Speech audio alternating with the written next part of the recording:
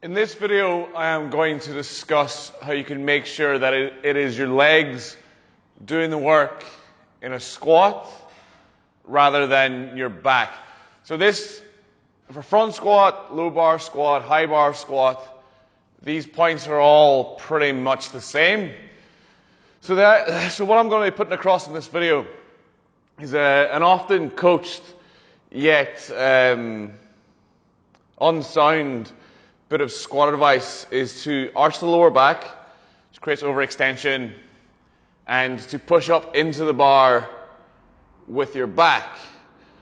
Now, the reason that these, and I have been guilty of coaching this in the past, I've changed my thinking on it, as I do with a lot of things. The reason this is incorrect, what we're wanting to do is we want the torso to act as a lever. Now, the job of the lever is not to create the force. The job of the lever is to transfer the force.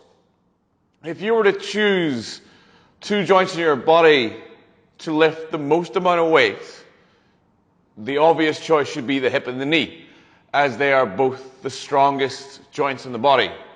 They are responsible for producing locomotion, jumping, running, all of that. All of which, when you run, you're going to put over 2 times your own body weight through the floor, several times that amount. If you're elite sprinters, will put up to 5 times your own body weight into the floor in under 200 milliseconds through one leg.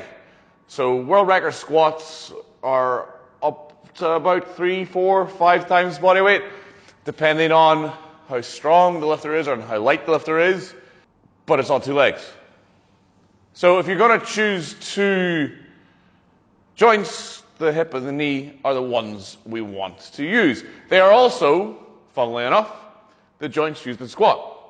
Now, what we want to do for the torso to act as a lever is we want to lock it down. We want to put it in the strongest position possible. The strongest position possible is here, not here. If you want to prove this to yourself, unrack a weight you can't squat. So if your max is 200, unrack 240. Try to unrack it like this, and try to unrack it like this, and see which one feels better. Now, I'm going to skip you the hassle of doing that. This is going to feel way better. You're physically not going to be able to unrack the weight with an arched lower back. It's not going to happen. So what we want to do when we're squatting is we want to set up this position, hold this position through the lift, and hold that position when we're lifting. So when we stand in here, we want to shorten the distance between the rib cage and the pelvis. We do so by creating a crunching motion, so roll the pelvis, squeezing arse, rib cage down. We then breathe into the obliques, and then tense it. The sheer act of tensing this part of your body during the movement of a squat is going to hold this together. If we try and take the bar out and then stick our chest and stick our arse out, we elongate this, making it weaker. Again, analogy, bicep curl, weakest position, strongest position.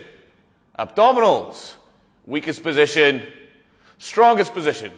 So we want to hold the strongest position possible through the lift. And as we do that, we're going to create the movement through our hip and our knee. Common problem people have. I can't hit depth. Overextending the lower back. Sit down. Can't hit depth anymore. Because I have created, what is the phrase, anterior pelvic tilt, closing up the hip joint, sitting down, and now I have impinged the travel of my femur, and I am locked up. I can increase the depth by compromising that position, opening up the hip joint, allowing the femur to move by doing this. Hip tuck. Something we don't want. I fall forward. Hyperextension.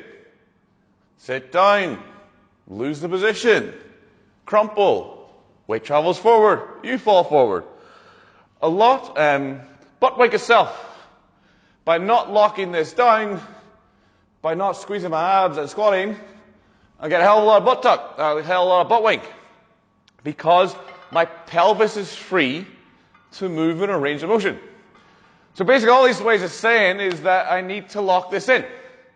So, how do I achieve that? Very easily. Put the bar in the position you want. Walk it out. Take your stance. From there, shorten the distance between your rib cage and your pelvis. Roll your pelvis in, squeeze your ass, rib cage down, breathe into your obliques. Tense as hard as you can. Just sit down. Don't stand. Shorten the distance. Breathe in. Tense as hard as you can.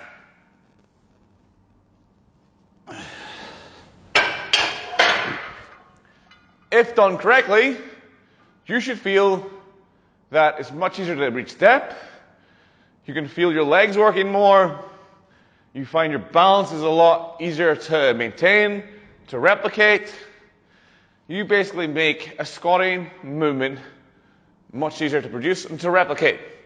So, how do you ensure that you're using your legs in a squat? Simple. You make sure you do that by creating a torso, turning your torso into a lever. Some things that you may hear coached, so we covered it before. Ass out, chest up. This causes the rectus abdominals, the abs, to lengthen. We don't want to be in this position. It's weak. It's shit. Another thing we may get coached when we stand, push back into the bar. Now, this is not necessarily incorrect. Part of that might be extending with the hip, but typically what people will think when given that cue is I better extend.